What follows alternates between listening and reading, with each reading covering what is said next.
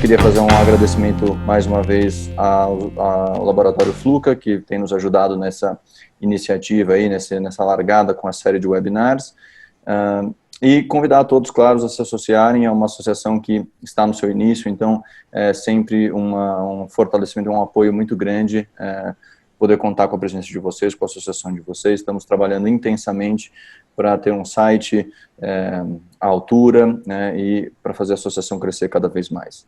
Então, sem mais delongas, queria, por favor, doutor Messina, doutor Alexandre, todos os palestrantes convidados, assumissem aí à noite vocês que de fato entendem desse assunto. Vou parar o nosso compartilhamento de tela. Obrigado, pessoal. Então, boa noite a todos. Sou o Leonardo Messina, sou aqui de Sorocaba, São Paulo. Juntamente com o Alexandre, a gente coordena esse departamento de DAEM e endocrinopatias. Eu vou fazer aqui uma breve apresentação hoje aqui do nosso departamento. Aí, tá entrando. Então, a gente, como o Bruno acabou de falar, a Associação Brasileira de Estudos em Medicina e Saúde e Ciência Sexual, uma entidade que foi criada agora, mas já tem uma tradição, é um complemento de outras entidades que atuavam nessa área da sexualidade desde as décadas de 1985, 87, quando foi criada a primeira associação disso, que chamava-se ABEM, e é uma sequência. Então, novos membros foram entrando, era uma associação que envolvia inicialmente médicos urologistas, depois foi associando psicólogos, terapeutas, depois endócrinos. Então, assim, é uma associação multidisciplinar que a gente pretende dar um enfoque nesse estudo, né, como o próprio nome diz, em medicina e saúde sexual de uma maneira geral. Como nós temos vários departamentos, o nosso departamento vai ser o departamento de DAEM, endocrinopatias. Eu queria agradecer à professora Carbita, que é a nossa presidente, ao doutor Coutinho, do Rio de Janeiro, que é o vice-presidente, e toda a diretoria, pela oportunidade que nos deram de a gente estar coordenando esse departamento, esperando fazer uma melhor apresentação possível, né, nesses 2 anos que a gente vai ter para criar vários fóruns de debate, numa medicina séria, baseada em evidências, ética, principalmente, e levando conhecimento para todos, não só médicos de várias áreas ou pessoas que estão afins dessa área de sexualidade. Vocês viram aqui, eu sou o coordenador e o Alexandre é o endócrino. Cada um de nós escolheu um grupo de companheiros da mesma área, né, de urologistas, endocrinologistas, e vamos formar um time que a gente vai desenvolver a partir aí da semana novos trabalhos, novas fontes de conhecimento. Nós temos na área dos urologistas, né, o Hernani Rosen, do Rio Grande do Sul, um grande especialista em testosterona, que a gente vai estar falando agora, Marcelo Cabrini, de São Paulo, Fernando do Paraná, o Arquimedes, também de São Paulo, o Dr. Cairoli, do Rio Grande do Sul, Antônio Moraes, de Goiás, Felipe, lá de Pernambuco, o Paulo Bastos, do Rio de Janeiro, o Davi, que vai estar com a gente hoje na apresentação aqui de São Paulo também, e o Carlos Jardim, do Rio. Temos vários médicos de vários estados do país para a gente congraçar os conhecimentos e espalhar as informações do Brasil inteiro. Os endocrinologistas, o Alexandre também convidou vários expoentes da endocrinologia brasileira, né?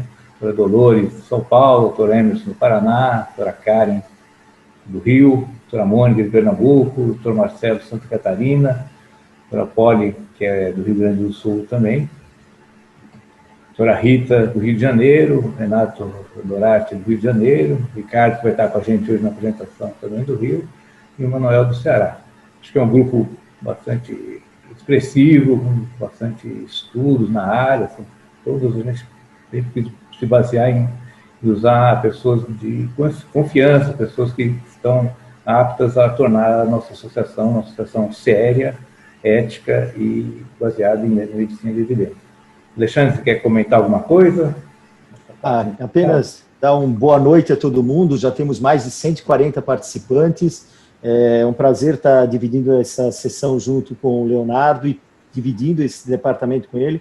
Acho que é uma associação que tem tudo para fortalecer a questão do estudo da sexualidade no Brasil, lidando com tantas especialidades médicas e áreas não médicas, então a gente tem um longo caminho para percorrer, mas estamos começando com o pé direito. Boa noite a todos. Vamos começar com a apresentação do Davi, que vai falar sobre... Então, hoje o nosso webinar vai falar sobre testosterona, acho que estou conseguindo aqui trazer a nossa página inicial. Então, agora acho que o Davi vai começar falando sobre testosterona e função sexual. É isso, né, Davi? Isso. Vai compartilhar. Depois nós vamos seguir com o Ricardo falando sobre os benefícios, né, da testosterona de uma maneira geral, na parte de todo o corpo humano. Depois eu vou falar sobre testosterona e câncer de próstata, e o Alexandre termina falando os abusos, né, sobre o uso da testosterona. Então, a gente procurou fazer uma apresentação que atenda não só a médicos, mas os outros membros da associação que não são médicos, então, e o público em geral que pode estar nos assistindo. Então, a gente tem uma visão bastante didática e prática desses nossos conhecimentos do envolvimento da testosterona com a saúde sexual. Então, Davi, você pode compartilhar, então, começar agora.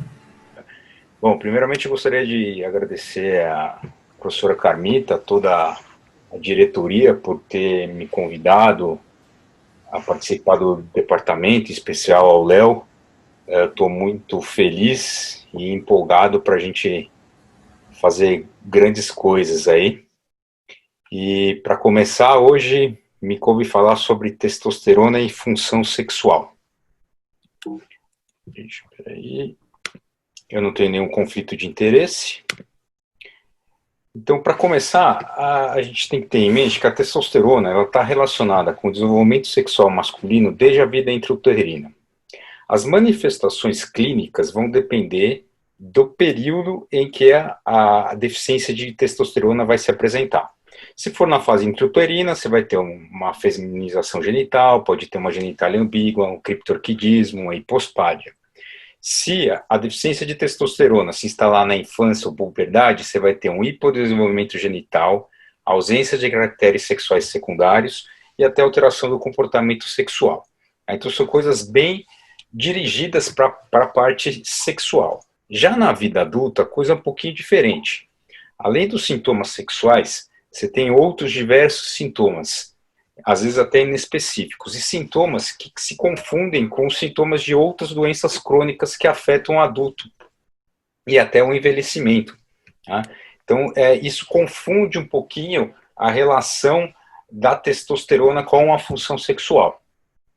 Além disso, apesar do que se pensa que a função sexual do homem é só você apertar um botãozinho e ele está pronto, a funcionalidade sexual do homem é extremamente complexa. Depende de fatores sociais, emocionais, orgânicos. Então, são fatores que também dificultam você fazer uma relação direta entre testosterona e a parte sexual, né, a função sexual.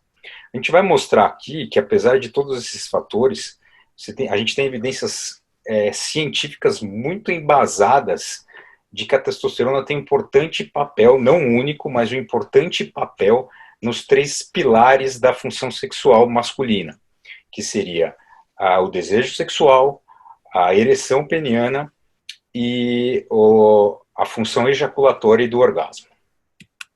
Começando pelo desejo sexual, ele se dá predominantemente no sistema nervoso central, através de uma interação entre o córtex cerebral, o sistema límbico e o hipotálamo, sendo o hipotálamo o gerente de integrar todas essas informações, né, e traduzir isso em forma de desejo sexual.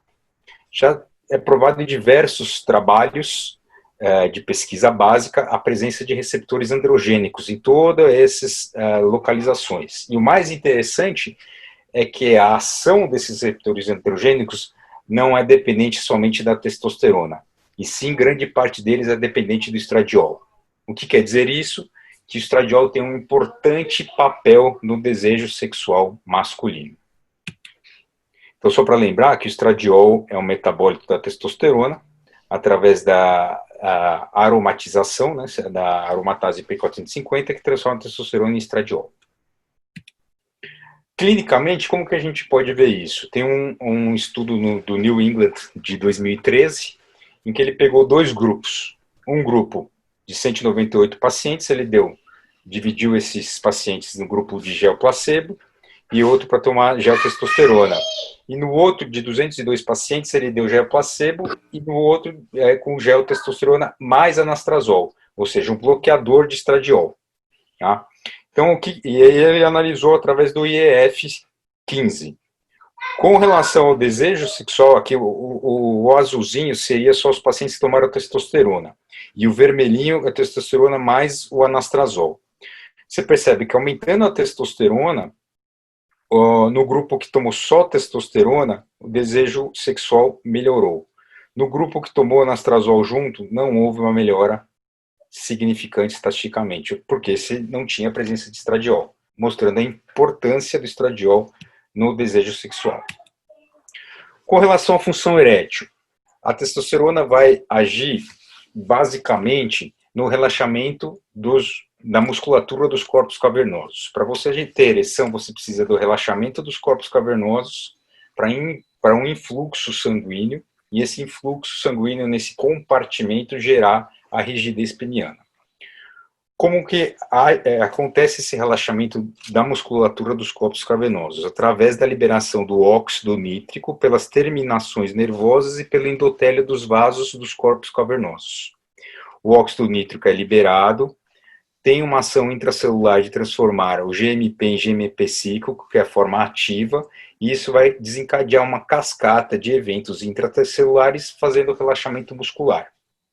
Essa liberação de óxido nítrico é mediada pela liberação da enzima óxido nítrico sintetase, e essa, por sua vez, é mediada pela testosterona. Tem que ter testosterona nas terminações venosas e no endotélio. Aqui é um estudo interessante que mostrou que em pacientes, é um estudo que mostra a ação indireta da testosterona, que em pacientes com câncer de próstata, em bloqueio androgênico intermitente, em que foi aplicado o IEF-5, houve uma melhora. A gente pega esses pacientes de base, o vermelhinho são os pacientes que não têm disfunção erétil ou uma disfunção erétil leve, e o azul são os pacientes com disfunção erétil moderada ou severa. Você vê que de base, 43% dos pacientes não têm disfunção erétil ou disfunção erétil leve. Com 9 meses, que você tem o bloqueio androgênico pleno, esse nível vai de 43% para 87%. E mais uma vez, quando você vai para 21 meses, que você tirou o bloqueio androgênico totalmente, ele volta para os 43%. Tá? Mostrando a ação indireta da testosterona. Aqui é a maior meta-análise que tem atualmente sobre a ação da testosterona em pacientes hipogonádicos, saiu do European de 2017. Incluiu só estudos randomizados, que são 8, placebo-controlados, e ele aplicou o IEF-15, ou seja, ele avaliou a função erétil, o desejo sexual e a função ejaculatória e de orgasmo, né? Então, ele pegou os pacientes hipogonádicos, um ele deu placebo, o outro ele deu gel de testosterona. Então, a gente vê que em todos os domínios, né, função erétil, desejo sexual e função ejaculatória e orgasmo, houve uma melhora com o uso da testosterona. Isso é um outro estudo também muito interessante, que mostra a ação da reposição hormonal em outro grupo de pacientes. Esses são, é um estudo duplo cego placebo randomizado, com 173 pacientes que não responderam, eles tinham disfunção erétil, deram inibidores de fosfodiesterase para eles, eles não responderam. Tá? Pacientes que eram normogonádicos e hipogonádicos. Tá? O endpoint dele foi o IEF 5 e o CEP3. CEP3 ele tinha que responder se a rigidez peniana dele permitia intercurso sexual ou não. Era isso, sim ou não. Então foi assim que foi avaliado. 72 pacientes cedeu testosterona gel e 66 placebo.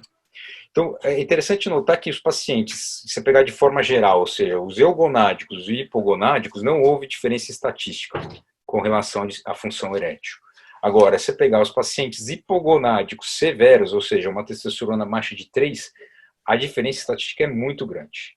Tá? Então, isso é para a gente ter em mente na prática clínica, que não é disfunção erétil, você vai lá e dá inibidor de fosfodiesterase e está resolvido.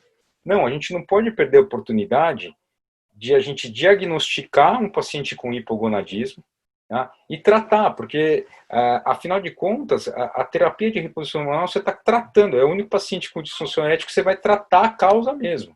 Né? Os outros você está dando, entre aspas, um paliativo, né? Você está tratando um sintoma apenas, então a gente não pode perder essa oportunidade. Essa mesma coisa, só mostrando que houve a influência também no CEP. Isso aqui é muito interessante, que é um estudo que relaciona os sinais e sintomas do hipogonadismo com o nível de testosterona.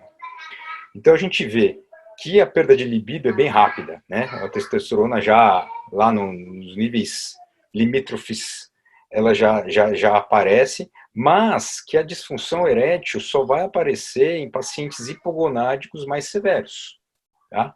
O que fala a favor daquele trabalho o trabalho anterior, né? Que só responderam quem tem a testosterona bem baixa, que é esses que vão ter a disfunção erétil. Isso é importante também na prática clínica, pois mostra para a gente que dificilmente a disfunção erétil devido ao hipogonadismo vai vir ausente de outros sintomas, pois já vai estar num nível a testosterona que outros sintomas já vai ter presentes. Isso é outra coisa bem importante também, que mostra a resposta clínica dos sintomas, a resposta clínica com a reposição hormonal. Tá? Específica, e que ela é tempo dependente. Especificamente com sintomas sexuais, a gente tem o libido, tendo de um mês você já vai ter resposta. Mas a disfunção erétil, em média, ela só vai começar a ter uma boa resposta clínica significativa com 6 meses de tratamento. Então, isso é muito importante para você já acertar as expectativas do seu paciente e você mesmo ter paciência quando está tratando esses pacientes.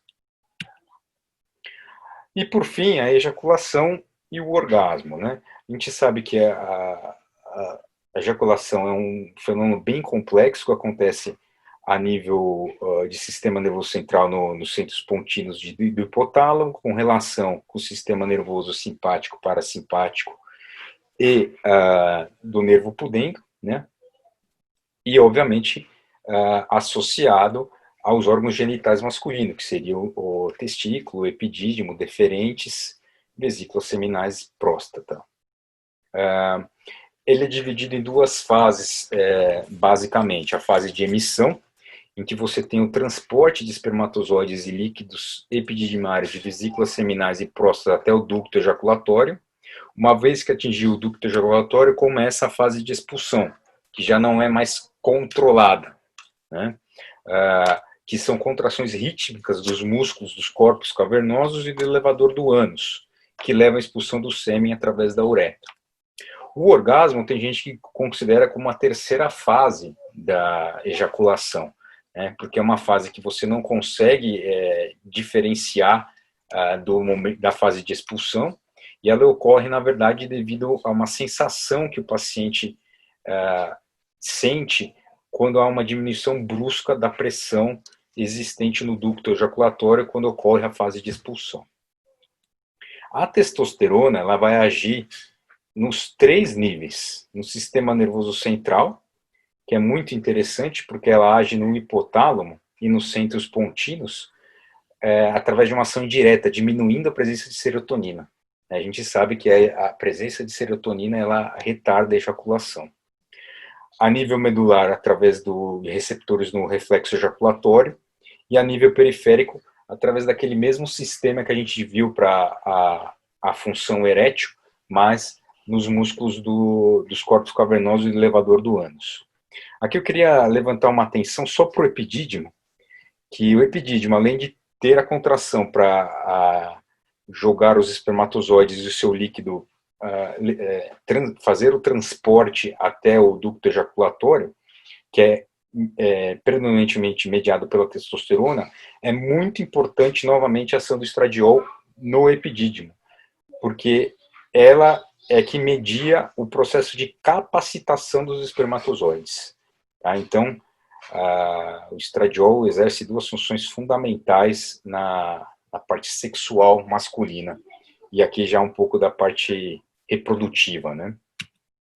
Aqui é só um estudo para mostrar rapidamente, 5.000 pacientes foram estudados, um estudo italiano, que eles pegaram todos esses pacientes que foram numa clínica de medicina sexual, cada um tinha sua queixa, eu tenho disfunção erétil, eu tenho anejaculação, eu tenho ejaculação precoce, e foi medindo a testosterona de todos esses pacientes.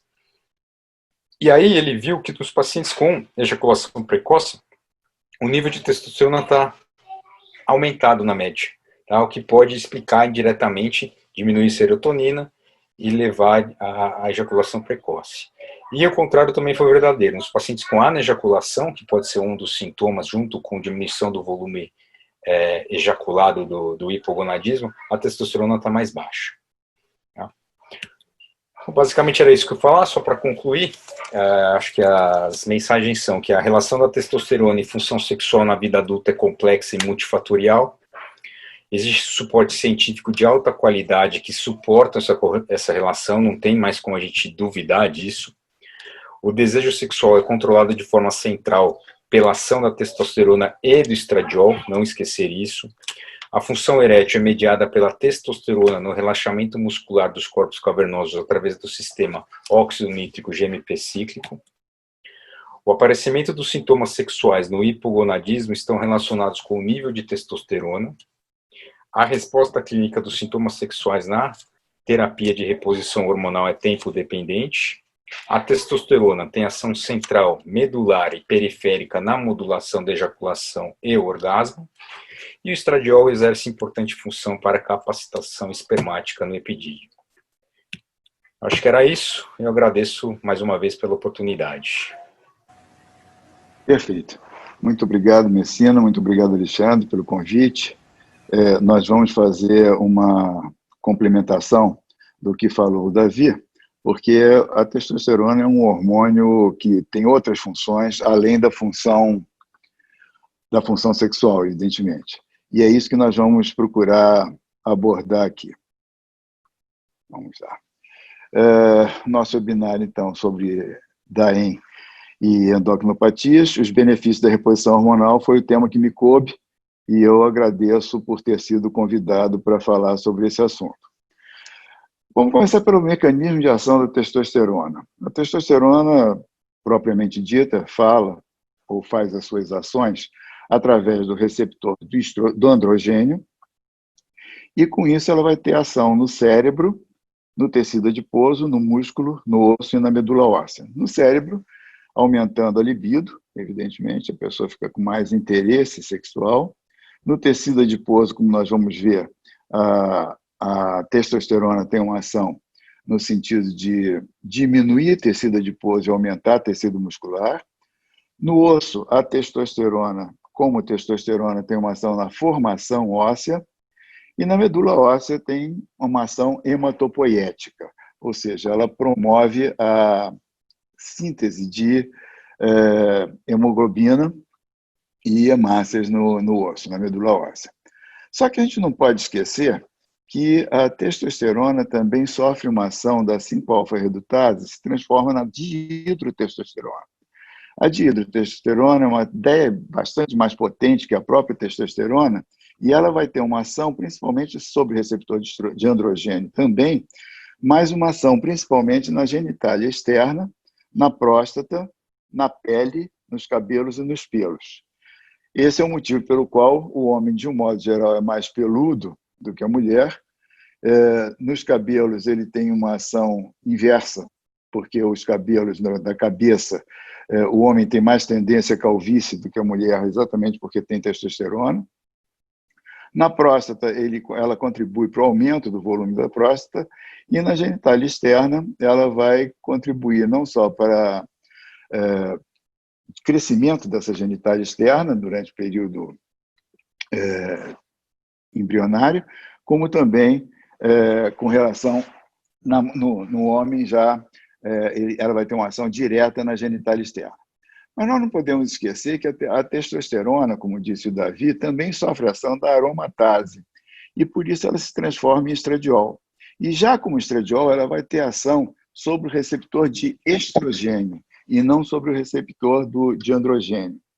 E essa ação da testosterona no receptor de estrogênio faz com que ela possa ter uma ação no cérebro, também contribuindo para a libido. E aí é interessante notar que, como estrogênio, o Davi já tocou nesse assunto, e eu queria citar um outro trabalho bastante interessante, que foi um trabalho feito com homens que não tinham aromatase. E não tendo aromatase, eles não formavam estrogênio.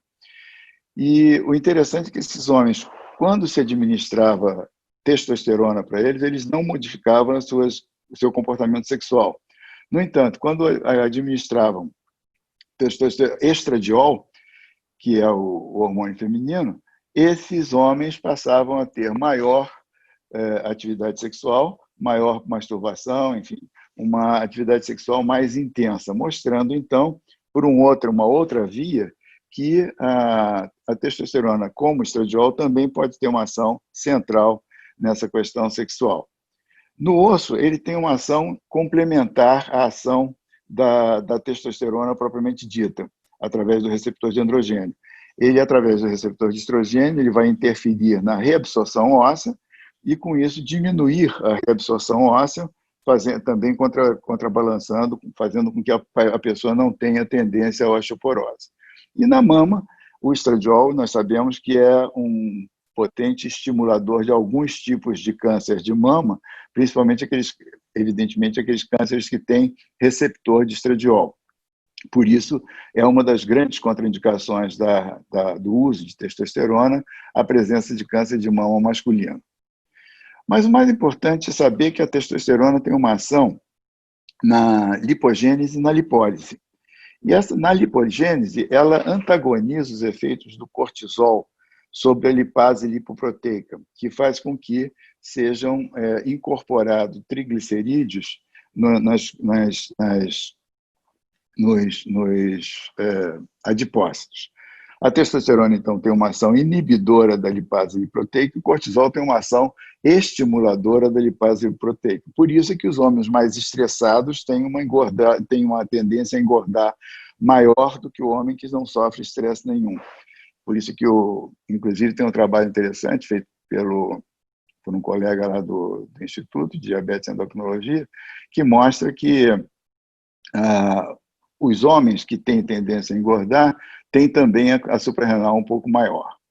Por outro lado, a testosterona atua sobre a lipólise, que seria outra lipase, a lipase hormônio sensível, e que sofre ação das catecolaminas, tanto no receptor, através do receptor beta, como do receptor alfa-2. No receptor beta, as catecolaminas aumentam a atividade da lipase hormônio sensível e, portanto, aumentam a lipólise. E a testosterona tem uma ação bastante interessante nesses receptores beta catecolaminérgicos, no sentido de estimular esses receptores e, com isso, aumentar a ação da lipase hormônio sensível através da ação das catecolaminas em um receptor potencializado pela testosterona. Efeito inverso ao dos estrogênios da progesterona, que vão atuar nos receptores alfa-2, que diminuem a ação da lipase hormônio sensível e que, portanto, favoreceriam o aumento de peso. Esse é o efeito da testosterona no metabolismo das gorduras. Mas existe também uma ação na diferenciação celular. A célula-tronco mesenquimal, ela tem um potencial de se transformar tanto em qualquer outra célula, como em célula adiposa, como em célula muscular. E a testosterona estimula principalmente a mudança dessa célula-tronco no sentido de célula muscular, fazendo, então, com que você tenha mais músculo e menos gordura. Ele inibe a produção de adipócitos, portanto, a partir da célula-tronco. Interessantemente, quando você não tem testosterona, ou quando a testosterona está diminuída por algum motivo, nós temos uma ação inversa, ou seja, aumenta a quantidade de gordura e diminui a quantidade de músculo, dá uma sarcopenia. Com isso, então, nós temos que a massa magra diminui, diminuindo a massa magra, diminui o metabolismo basal e também diminui a atividade física, evidentemente. Diminuindo essas coisas todas, a tendência é que o indivíduo tenha uma resistência insulínica maior, que pode evoluir para um diabetes mellitus, dislipidemia e hipertensão, pressão arterial elevada. Isso mostra, então, uma outra ação da testosterona, a qual muitas vezes nós esquecemos, que é a ação diferenciadora da célula-tronco. Já o hipogonadismo masculino, que seria a deficiência dessas testosterona, nós temos que o primeiro sinal do hipogonadismo masculino, sem dúvida, é o comprometimento sexual, principalmente a diminuição de libido. Essa diminuição de libido é uma diminuição de libido não só para sexo, como para todas as outras atividades. O indivíduo perde a vontade de fazer coisas, né? A disfunção erétil só vai acontecer quando, como mostrou bem o Davi, num nível bastante mais baixo de testosterona. Mas a diminuição de libido é a primeira coisa que costuma acontecer quando há uma perda de testosterona. E uma das características disso é a perda das ereções matinais. O homem, então, passa a acordar sem ereção, o que também fala a favor da deficiência de testosterona. O aumento de gordura corporal por aqueles motivos que nós já falamos, a ação sobre a lipase lipoproteica, que aumenta a gordura e, portanto, a ação antagônica do cortisol, e a ação sobre a lipase hormônio sensível, que estimula a lipólise. Com isso, então, na deficiência de testosterona, nós temos uma obesidade visceral, principalmente, e uma tendência a fazer a síndrome metabólica, que é uma causa de morte por doença cardiovascular.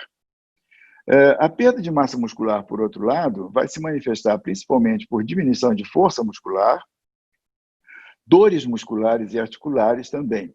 O indivíduo, isso contribui também para que o indivíduo tenha menos atividade física e, com isso, engorde mais também. A perda de massa óssea, por aqueles dois motivos, a diminuição da formação óssea, que seria uma ação da própria testosterona através do receptor de androgênio, e uma diminuição, um aumento da reabsorção óssea por diminuição da formação de estradiol. Diminuindo o estradiol, aumenta a reabsorção óssea, com isso também nós temos a dor lombar, perda de altura, fraturas, osteoporose, de um modo geral. Sintomas vegetativos, eventualmente o homem pode ter também sintomas como a mulher tem com mais frequência de fogaços, palpitações. Diminuição do bem-estar geral, depressão, falta de iniciativa, dificuldade de concentração, que é bem característica da deficiência de testosterona. Diminuição dos pelos corporais, diminuição da necessidade de fazer a barba, os pelos axilares caem, os pelos corporais caem também, e isso também é uma ação por diminuição da testosterona, aí já na sua conversão para dihidrotestosterona, através da 5-alfa-redutase, e, finalmente, a anemia, que vai contribuir para a fadiga crônica, perda de energia, que a gente sempre tem que ter em mente que um homem com anemia não explicada, que não tenha motivo para essa anemia, a gente tem que investigar a eventual deficiência de testosterona.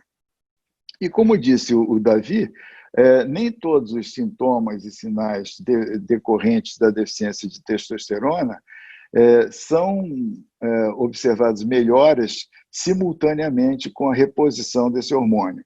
Então, o maior aumento de massa muscular, por exemplo, só vai se ter 12 meses depois do início do tratamento, assim como o aumento de massa magra, no caso, né? Enquanto que a diminuição diminuição de massa gordurosa 24 meses, ou seja, 2 anos depois do início do tratamento, é que nós vamos ter essa diminuição de gordura corporal, com isso, diminuição da circunferência da cintura. O aumento da capacidade de exercício está muito ligado ao aumento de massa muscular. Com 12 meses, a gente já nota uma diferença bastante significativa. Aumento da densidade mineral óssea vai demorar bastante, demora às vezes até 3 anos para a gente ter o efeito máximo da reposição de testosterona. E, evidentemente, se o indivíduo emagrece, ele diminui a relação cintura-quadril, e com isso ele vai ter, então, aos 28 meses, mais ou menos, o efeito máximo dessa relação, diminuição da relação cintura-quadril. E, terminando aqui a parte dessa questão dos sintomas que acontecem com a testosterona baixa, nós vemos que, mesmo no... Vamos voltar aqui um instantinho. Com pequenas perdas de testosterona, ainda dentro da faixa normal, nós temos a perda de libido e perda do vigor físico, né?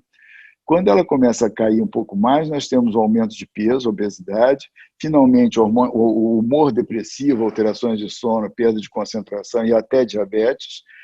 E só quando ela está muito baixa é que nós podemos ter os sintomas vegetativos e a disfunção erétil, como bem mostrou o Davi na sua apresentação.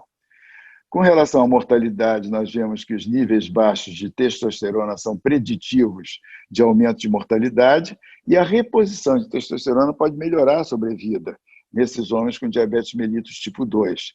Vocês veem aqui embaixo que um homem que tenha testosterona normal tem uma mortalidade percentual de em torno de 9%. O homem que tem uma testosterona baixa tem uma mortalidade bastante baixa também. Já o homem que tem uma testosterona baixa, mas que foi tratado com testosterona, e, portanto, fez a terapia de reposição de testosterona. Enquanto que o homem que não faz terapia de reposição de testosterona, a tendência dele é ter mais do que o dobro da mortalidade dos homens que fazem reposição de testosterona ou que têm a testosterona normal, mostrando, então, que a testosterona pode acarretar uma morte prematura nesses indivíduos. E, para terminar, eu queria mostrar esse quadro, que não se trata de querer entrar na aula do Alexandre, que vai falar sobre usos indevidos e abusos da testosterona, mas chamar a atenção para o fato de que este homem, que era um jogador de hóquei, está usando uma coisa chamada... Esse jogador de hóquei, ele tinha uma coisa chamada protetor testicular, que foi inventado em 1874. E o interessante é que o protetor para a cabeça do jogador de hóquei só foi inventado 100 anos depois, mostrando como era importante, naquela época, a proteção do testículo era mais importante até do que a própria proteção do cérebro. Com isso, então, nós terminamos a nossa apresentação e agradeço a atenção que todos puderam, dispensar a nossa apresentação. Estamos prontos para responder quaisquer perguntas que porventura surjam. Messina, a palavra é sua. Um abraço. Pronto, essa é a minha aula sobre testosterona e câncer de próstata, que vai complementar o que a gente já foi falado. Agora, especificamente em relação à próstata, que é um grande medo que os homens têm, alguns médicos também têm, urologistas também. A gente sabe que a relação entre testosterona, o androgênio, e a próstata foi começar a ser falada a partir da década de 1941, um trabalho emblemático do Dr. Charles Huggins com seu companheiro Clarence Huggins, que descobriram que a testosterona estaria relacionada com câncer de próstata. Foi uma descoberta muito importante que culminou com um prêmio Nobel de Medicina e Fisiologia em 1966 do Dr. Charles Huggins. A visão tradicional que se tinha na época era isso, que foi feito pelo trabalho, com uma alta taxa de testosterona, levaria a um crescimento do câncer de próstata, enquanto uma baixa seria proteção contra o câncer de próstata. E a gente vai ver que tudo isso foi mudado com o decorrer dos estudos. Isso aí causou, durante muito tempo, medo, né, dos urologistas, principalmente em tratar homens hipogonadicos com medo, com temor que isso aí levasse a um crescimento do câncer de próstata. E baseado então naquele estudo de 1941, foi feito isso. O câncer de próstata influenciado pela atividade androgênica do corpo. Então, era o medo de que, se você desse testosterona na reposição para pacientes hipogonáticos, você corria o risco de estar jogando gasolina no fogo, aumentando a chance e o crescimento do câncer de próstata. A gente sabia que depois, com o tempo, o que se pensava era isso, essa relação do letrinha A e B. Você dava mais testosterona, aumentava o câncer de próstata, uma progressão. Quanto mais testosterona, mais câncer de próstata ele aumentaria. E, contrapartida a isso, o Dr. Morgenthaler sugeriu uma teoria da saturação, que consistia na presença dos sítios. Os receptores androgênicos tinham um número finito de sítios de ligação. Então, chega um momento que você der mais testosterona, você não vai impregnar mais a célula. Então, você poderia dar mais testosterona que não haveria nenhum efeito negativo. E essa aqui é uma descoberta dessa época. E o ponto de saturação que foi descoberto também, o Dr. Morgenthaler, que é um grande estudioso de testosterona e câncer de próstata, que a gente sabe que até 250 seria esse valor médio de saturação. Num estudo que ele foi feito com 6 meses, aplicando testosterona gel versus testosterona placebo, você notou que homens com testosterona abaixo de 250, você dá testosterona, há um aumento de PSA. Mas homens com eugonádicos não apresentam esse aumento de PSA. Isso aqui é uma figura bastante clássica em vários congressos urológicos que mostram essa teoria da saturação. Aqui do lado tem o Dr. Abraham Morgenthaler, que desenvolveu essa teoria. Aqui você vê aqui bem à esquerda uma planta seca, sem água. Você vai dar água. A ideia é que você tinha que testosterona no câncer de próstata, seria como se dar água para uma planta sedenta, né? E você vai dando água, você vê, você não vai aumentar. Você aumentando a quantidade de água, ela não vai crescer mais do que necessário. Ela vai utilizar a água, assim como a próstata, o organismo vai usar a testosterona até o benefício necessário para ele. Não vai haver esse excesso. Então, confirmando essa ideia da saturação. E também, isso também na década de 90, também foi descoberto uma relação que é bastante clara. O Davi falou da testosterona no começo da vida, né? Quanto mais jovem, você tem um nível alto de testosterona e a chance de câncer de próstata é muito menor. E com o desenvolver, com o passar do tempo, você vai havendo uma diminuição da testosterona plasmática e um aumento do câncer de próstata. Então, você tem uma relação inversa e não, como se dizia anteriormente, de uma relação direta entre câncer de próstata e testosterona. Aí foi feita uma pergunta interessante. Testosterona alta é fator de risco para o câncer de próstata, que a gente acabou de falar? Alguns estudos mostram que não. Uma revisão de 18 estudos longitudinais em 2008, com mais de 10 mil casos, né? Casos com câncer e casos controle, não houve nenhuma associação de câncer com a testosterona séria. E homens que tinham câncer de próstata, e a concentração de testosterona era igual a homens sem câncer de próstata. E, então, a gente conclui que homens com testosterona elevada não têm risco maior que homens com testosterona menor. Um outro estudo também importante, o REDUCE, com mais de 3.200 homens, fizeram biópsias de próstata com 2 e 4 anos, mostrou que o câncer de próstata não está relacionado com o nível de testosterona. E, por fim, aqui, um outro trabalho importante do Dr. Hernani Rodin, comentando que existe sobre a associação da testosterona e câncer de próstata. Agora vamos falar sobre a relação da testosterona com o câncer de próstata, efetivamente, sabendo, ele aumenta o risco quando se dá testosterona? Aquele outro estudo, continuando esses estudos, a gente vê que homens que usam testosterona e homens sem o uso da testosterona, não houve diferença significativa entre o risco da incidência de câncer de próstata, baseado só na testosterona, na reposição de testosterona, mostrando um segmento de quase 8 anos e 17, não houve nenhum aumento de câncer de próstata, mostrando a segurança de tratamento. Esse outro corte, com mais de 38 mil homens, com mais de 65 anos, um segmento longo, praticamente 5 anos, quase 6 anos, existia o risco, ao contrário, o risco foi diminuído para quem usou testosterona, reposição de testosterona, contra quem usou placebo. O maior tempo de exposição à testosterona sem haver um aumento de câncer de próstata.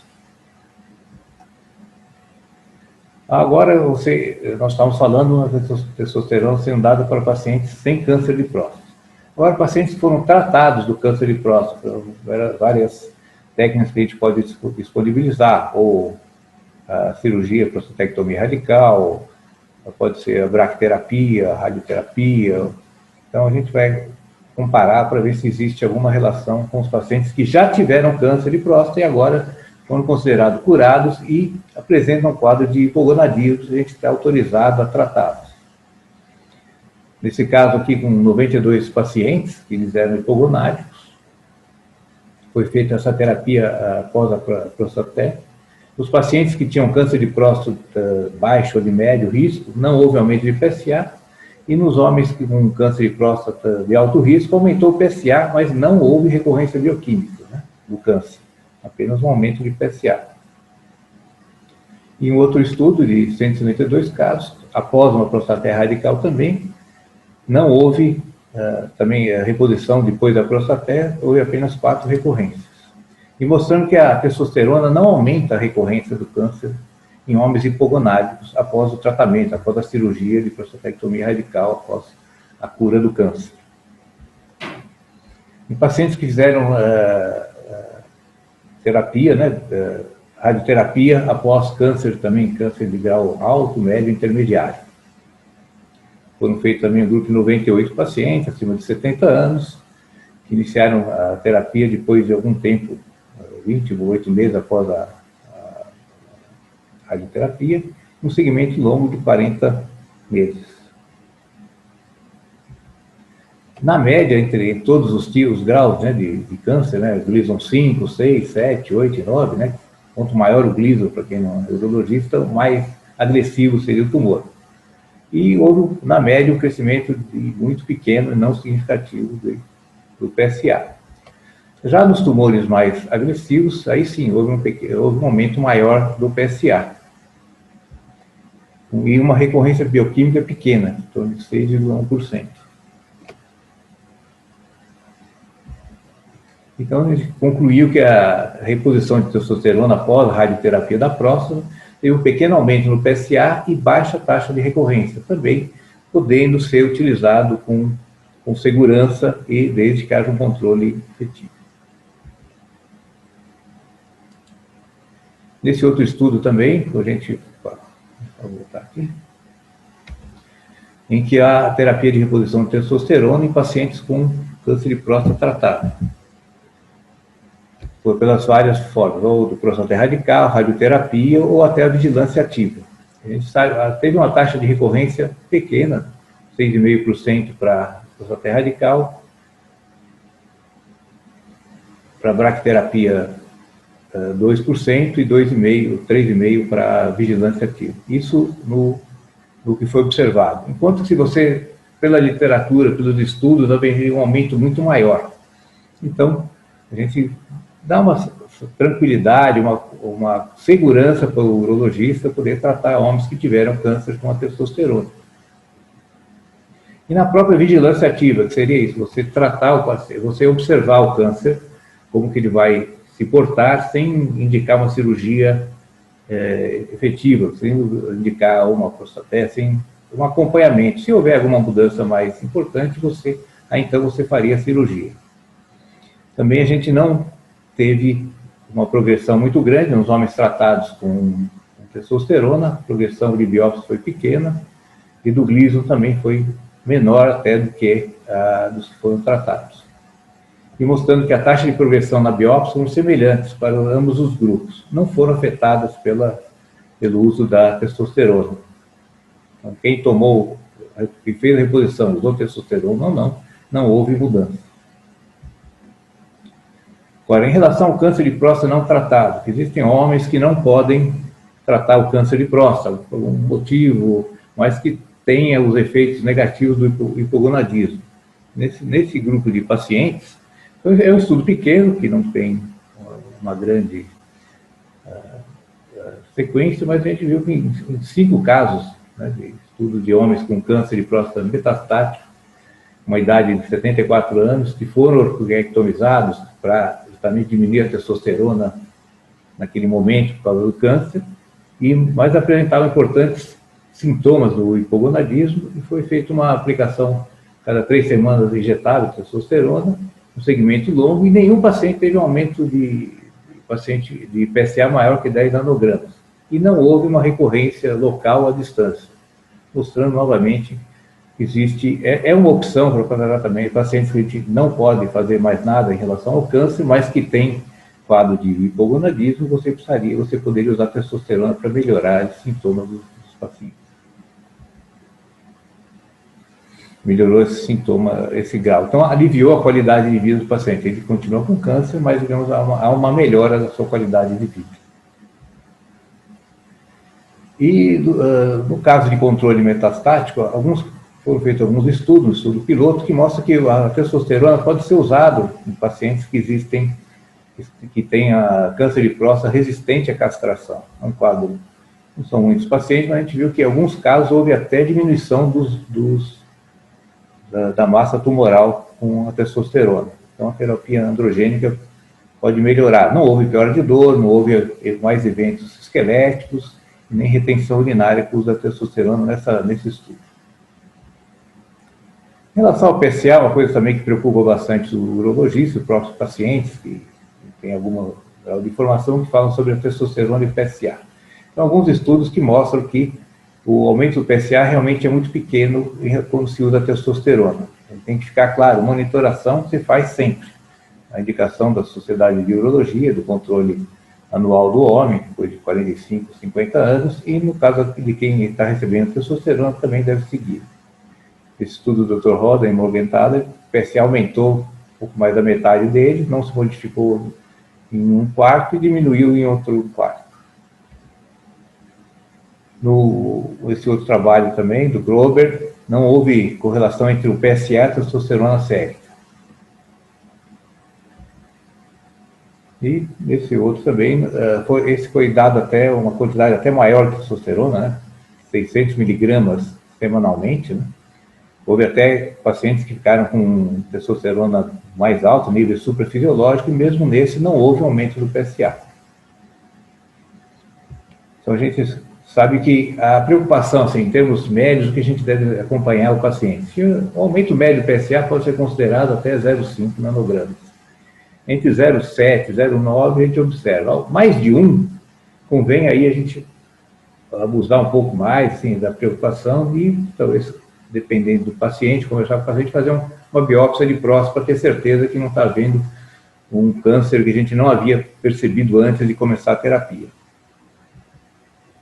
A gente sabe também uma outra consideração, que o testosterona tem um pequeno aumento do volume prostático, mas nada seja tão que possa causar efeitos deletérios para o sistema urinário, retenção urinária. Na maioria dos casos não há esse comprometimento. Então, terminando aqui a minha apresentação, a gente vai ter uma conclusão baseada nessas informações que a gente foi usando até agora. É uma área controversa, a testosterona e o câncer de próstata. No passado, a gente tinha muito medo, do que eu falei no início, jogar gasolina no fogo, com medo que explodisse o câncer. Depois, com o passar do tempo, os estudos, a gente descobriu que, ao contrário, a testosterona pode pode ser usada em pacientes que não têm câncer de próstata, não vai estimular o câncer de próstata, e nos pacientes até com câncer de próstata pode ser dado. O FDA americano alerta que ela continua sendo contraindicada em câncer de próstata, a testosterona reposição. Então, a gente, para ter uma média, a gente sabe o risco, para quem não tem câncer de próstata, a testosterona é segura, tanto pela Sociedade de Way americana, a Sociedade de Sexualidade Internacional mostra que é seguro. A europeia e a endócrina tem um pouquinho mais de receio, elas ainda, acho que os estudos não foram longos o suficiente. Agora, em homens com câncer de próstata, já é uma situação que a gente tem que acompanhar mais de perto, mas que é possível. A Sociedade de Sexualidade indica que deve haver um intervalo prudente entre o tratamento, o final do tratamento e o início da terapia de reposição. Porque acho que isso aí pode ser usado em torno de 1 ano e meio, 2 anos, seria um tempo que você iria acompanhar os pacientes. O IUA também acha que pode ser feito no câncer de próstata com muito mais cuidado, porque não tem comprovação de evidências a longo prazo. Então, fechando todas essas informações que a gente passou até agora, existe pacientes com câncer de próstata, ele é seguro dos que necessitam, fazem necessário na parte de deficiência do andrógeno, como a parte sexual, ou até como o Ricardo falou, em outras áreas de síndrome metabólica, também você vai haver um benefício. Então, mesmo os pacientes oncológicos tratados que precisem da testosterona, eles podem ser oferecidos ao paciente desde que a gente tenha um acompanhamento seguro. E sim, sempre alertar os pacientes que a gente não tem um nível de evidência grau 1 da possibilidade. Mas tanto os uros como os endócrinos podem entrar em contato com os pacientes que necessitam, a gente deve fazer essa apresentação, fornecer essa forma de tratamento. Era isso que eu queria apresentar e obrigado. Maravilha, obrigado, Messina. Novamente, boa noite a todos. Coube a mim fazer a parte final dessa apresentação. Deixa eu abrir com vocês aqui. Então, esse é o resumo do nosso webinar, né? Testosterona, hormônio herói ou vilão. E eu vou falar de abusos e riscos da reposição hormonal, da reposição de testosterona. E é interessante porque eu milito nessa área há muito tempo, a gente tem a tendência de querer falar das coisas boas, mas é importante falar do que não é bom. E é interessante porque a testosterona é um hormônio extremamente sedutor. Essa história começa na década de 30, quando ela foi isolada pela primeira vez, década de 40, prêmio Nobel, né, da descoberta dos esteroides, mas já na década de 50 ou 60 ela começou a ser usada de maneira indevida, para efeito estético, para efeito nos esportes, para efeito nas artes, e ao longo de várias décadas a gente viu inúmeros casos de abuso de uso de esteroides, testosterona, que é o que a gente está falando, e os seus derivados. Até chegar em modelos como esse, que eles se promovem dizendo que é apenas peito de frango e batata doce, não é. Isso é abuso do uso de esteroides sexuais e ele é sempre acompanhado de efeitos adversos. É justamente desses efeitos adversos que eu vou comentar alguma coisa com vocês. Na endocrinologia, eu acho que na vida, a gente sempre busca o equilíbrio. Então, é claro para todos nós que quando eu estou com hipogonadismo, com a falta de testosterona, eu tenho uma série de problemas relacionados a isso. Foi falado pelo Davi, foi falado pelo Ricardo. Então, a gente sabe que a falta é um problema e repor se faz necessário. Mas repor significa colocar dentro da faixa da normalidade. Em contrapartida, níveis suprafisiológicos são tão deletérios quanto. E aqui eu só estou falando da parte cardiometabólica. Aumento de dislipidemia, da hipertensão, cardiomegalia, risco de AVC, infarto, adiposidade abdominal, a alteração da sensibilidade à insulina. E o que eu quero é o meio do caminho. Eu quero o eugonadismo. Eu quero a zona fisiológica, porque ali eu sei que eu vou ter todos os benefícios dessa ação desse hormônio, que é um esteroide, tem ação nuclear, faz síntese proteica, é um hormônio anabólico extremamente importante, tanto em homens como mulheres. Aqui a gente está falando basicamente de homens, eu vou fazer uma pincelada só sobre mulheres. Esse é um resumo bem interessante de todos os níveis de alteração que a gente pode ter pelos efeitos adversos, principalmente do excesso do uso de esteroides, de testosterona. Então, sistema cardiovascular pode ser comprometido em diferentes estágios. Sistema neuroendócrino, né? Foi falado, o nosso dia a dia, hipotálamo, a hipófise, gônada, isso é afetado porque o feedback é quebrado na medida em que você usa a dose suprafisiológica de testosterona. Para vocês terem uma ideia, nesses usos indevidos, eles bloqueiam a hipófise já na primeira, segunda semana de uso. É muito intenso esse bloqueio. Tá? Distúrbios neuropsiquiátricos, eu vou fazer uma pincelada especificamente sobre isso. Alterações hepáticas, musculoesqueléticas, renais, imunológicas e dermatológicas.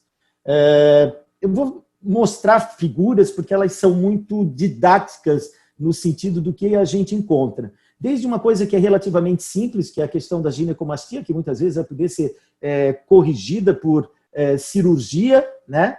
Mas a gente tem situações onde o abuso do uso de esteroides sexuais, de testosterona, pode levar a processos de acne que pode ser extremamente violento. Aqui é uma demonstração apenas em tórax, mas isso pode acontecer em rosto, em face, em dorso, em diferentes partes do corpo.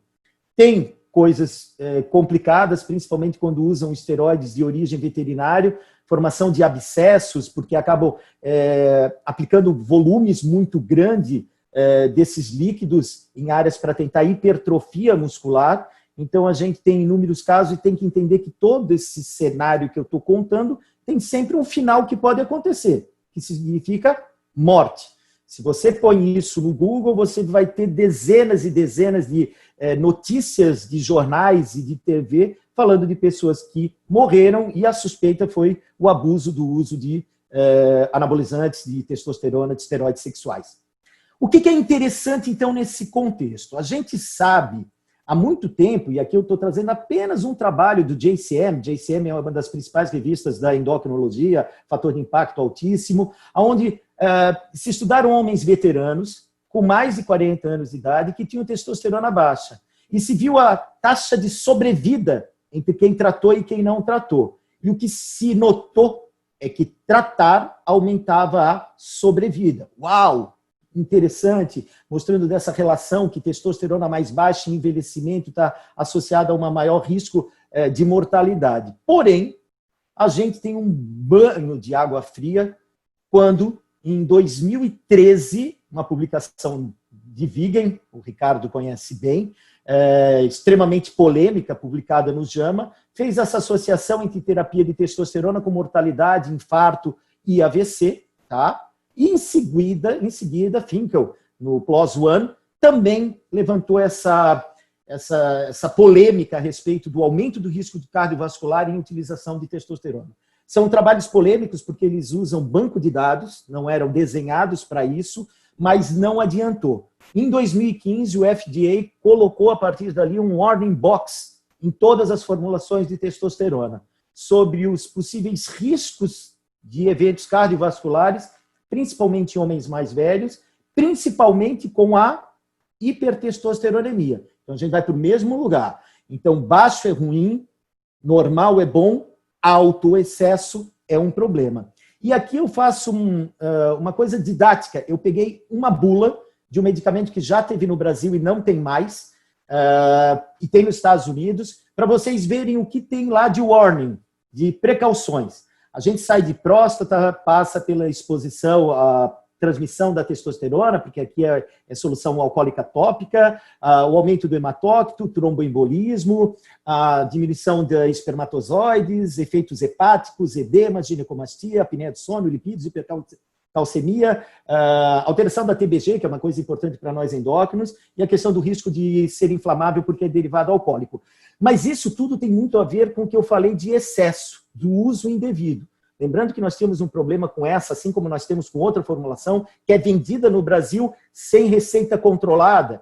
A gente, quando na presidência da SBEM, a gente junto com o Geraldo, o urologista, a gente entrou em contato para tentar mudar essa situação, mas infelizmente a gente ainda tem uma formulação que é vendida sem receita controlada. E o que eu deixei no meio para chamar a atenção para a gente? Risco cardiovascular, está em bula, desse cuidado que precisa ter, desses estudos aumentando o MACE, para quem não está acostumado com MACE é infarto, AVC e a junção de todos e morte não cardiovascular associado. A gente tem um item especificamente de abuso de testosterona e um sobre o uso em mulheres. Estas formulações não foram feitas para as mulheres e cada vez é mais utilizado para mulheres e isso é um capítulo à parte, isso vai ser um webinar especialmente sobre isso. Já estou respondendo uma pergunta que fez sobre esse assunto, então vai ter um webinar futuramente sobre isso. Aqui eu faço a minha homenagem à nossa presidente da ABENS, a doutora Carmita Ábido, que está online, eu vi, ela está interagindo com todo mundo. A Carmita é uma querida amiga, me convidou já 2 vezes na época que ela era presidente da Associação Brasileira de Psiquiatria para dar aula com ela. o que para mim sempre foi uma grande honra. E ano passado ela me convidou para falar sobre isso, testosterona, violência, depressão em vínculo. Aqui eu vou falar justamente dessa questão que tem ação aqui em cima, e que às vezes é esquecido, né? Apenas com uma questão aqui mais básica, quando a gente tem excesso de uso de de esteroides, de testosterona, quando entre uma quantidade demasiadamente alta, nós temos modificações do sistema nervoso central. Ocorre apoptose, morte neuronal induzida pelo esse excesso de hormônios. O córtex fica mais fino, diminui o volume cortical e, por outro lado, a amígdala aumenta, o que faz com que aumente diminua uma resposta do sistema nervoso central com esse homem que está sob efeito de excesso de androgênios. E é interessante a gente ver que parte deles faz exercício, e o exercício tem uma série de benefícios, e que a gente sabe que um deles é aumentar o BDNF, que vai ter um efeito antiapoptótico, pró-proliferativo, extremamente bom, só que o esteroide em excesso faz o contrário, e ele acaba tendo um bloqueio desse efeito benéfico do esporte, o que leva a uma redução da adaptabilidade ao estresse e ao neurotrofismo. O cérebro não modula mais tão facilmente. Então, esse excesso de testosterona tem efeito no sistema nervoso central. Que, do ponto de vista clínico, pode ter tanto sintomas associados a um quadro hipomaníaco ou maníaco de excesso, irritabilidade, agressividade, autoconfiança exagerada, hiperatividade, comportamento imprudente. Eu não preciso dizer que tudo isso vai influenciar na questão sexual dele, tá?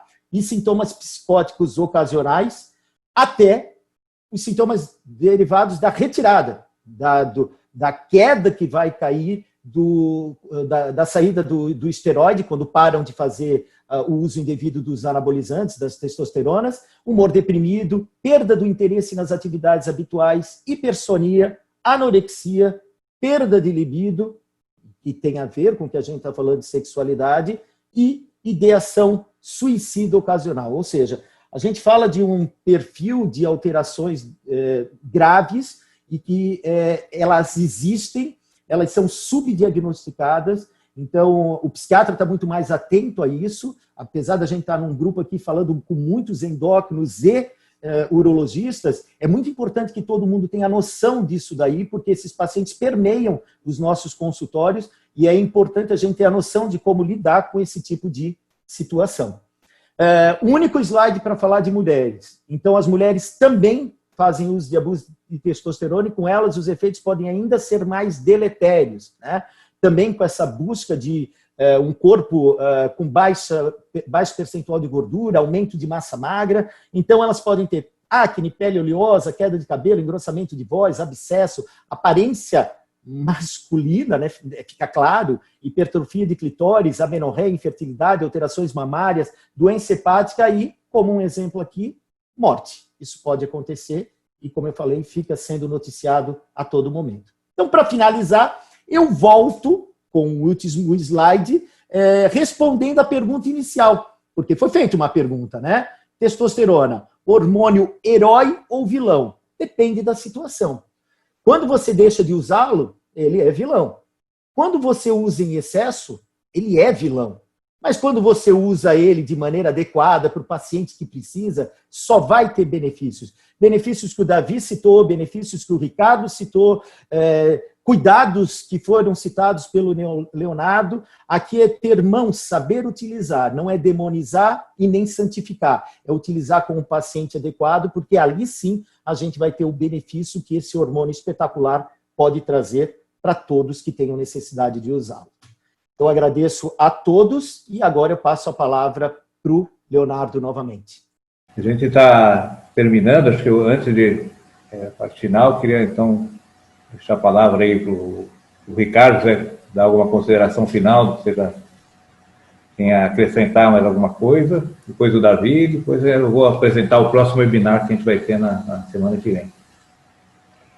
Não, só eu acho que é muito importante a gente falar sobre testosterona, principalmente pela seriedade com que deve ser encarado esse hormônio. É um hormônio que tem múltiplas ações e que a gente tem que ter muito cuidado quando prescreve, Eu acho que o Alexandre foi muito feliz quando falou que os métodos laboratoriais para dosagem de testosterona foram feitos para homens, então mulheres com testosterona baixa nesses métodos comerciais não significa absolutamente nada, e é um erro que a gente vê frequentemente acontecer.